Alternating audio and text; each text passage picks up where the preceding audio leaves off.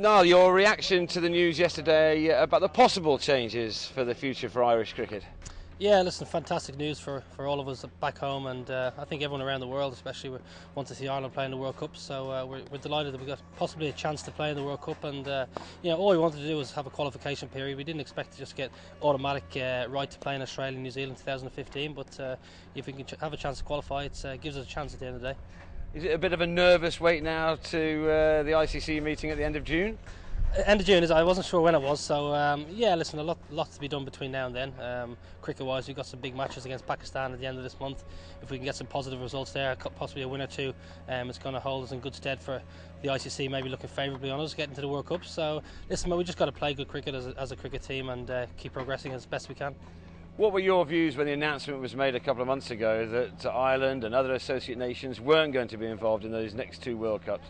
It was utter shock, really. I was playing a game up at Loughborough and I came off the field, and I must have had 100 messages on Facebook and Twitter, and just on the phone, just saying I can't believe it, it's not fair, and we did feel it wasn't fair. So I was distraught at the time, speaking to people like William Porterfield, Boyd Rankin, Gary Wilson, and my brother, etc.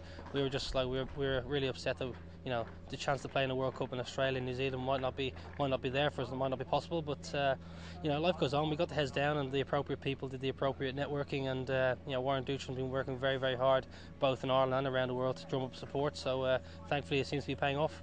You play county cricket in order, I guess, not only to improve your game, but also to try and push yourself further on. Yeah. And that was really taken away from you by that decision. Yeah, well, listen, we all want to reach the top level of cricket. I'd love to play Test match cricket, but at the moment I'm an international cricketer with Ireland, and I've got a great bunch of people to work with here in Northamptonshire. They're very, very kind to me, and thankfully my cricket's progressing nicely.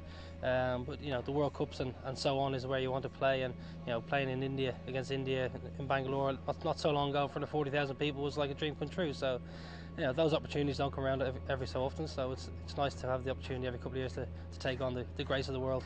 And of course, in the last World Cup and the one before, you proved that you're a match for size. Well, you're a match for England, clearly, but overall, size like Bangladesh, Zimbabwe, who would have got in, yeah, you're a match for those anyway. Definitely, we're currently ranked 10th in the world, so we're ahead of Zimbabwe as things stand at the moment. So we feel we're a better team than Bangladesh, Zimbabwe.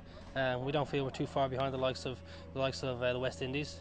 So we've got to keep improving. We've got a small pool of players to pick from, so it's every time we get out on the pitch we've got to perform. And thankfully we've got some matches against Pakistan, Sri Lanka, England later in August in Dublin, which should be a great atmosphere and a great occasion.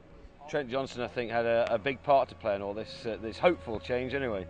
I'm not really sure. Yeah, I tried to speak to TJ. He was in London a few days ago, but I was also in London doing some work, but couldn't get hold of him. But I think he has been working pretty hard, and he's a great campaigner for Irish cricket. He's been a great player, and I'm sure he's looking forward to a post-career in the office. I'm sure he is. How would you like to see it if it does happen? We hope for you that it does. Do you think it should be based on rankings? Do you think it's a knockout competition? How would you like to see it work? Well, I think obviously the top 8 teams in the world have to be in the World Cup. I think a 12-team tournament is fair. I think the World Cup just gone was too many teams. There was a lot of matches. It went on for a long time. So I think a 12-team tournament would be perfect, with top 8 automatically qualifying, and then 4 teams playing off with the likes of Scotland, Holland, Afghanistan, who are a good up-and-coming team, and Bangladesh and Zimbabwe, the likes of us, trying to vie for four places. Double celebration for you yesterday. Not only that news, 100 here as well, all going well. Yeah, going well. The Northants have been very good to me this year. I've had a couple of injuries last 2 seasons and haven't played a great deal of cricket, but injury free now, and the coach and the club have given me great backing. So nice to get 100. I've got 2 or 3 90s already this season, and not quite gone on to 3 figures. So nice to get 100. My brother arrives in about 2 hours' time, so hopefully I'll still be back when he gets here. That's an amazing thing that you happen to be in Bristol when he arrives to play for Gloucestershire later on the week. Yeah, it's great. Listen, he had a great World Cup. Obviously, his life has changed a great deal since then, and I was happy enough to help him get a contract here at Gloucestershire. And I know John Bracewell and all the staff and the supporters here are really keen to see him strut stuff around Bristol, and I'm sure he's going to be a very good component for the one-day team alongside Merle Ruthven. How did you help him come here?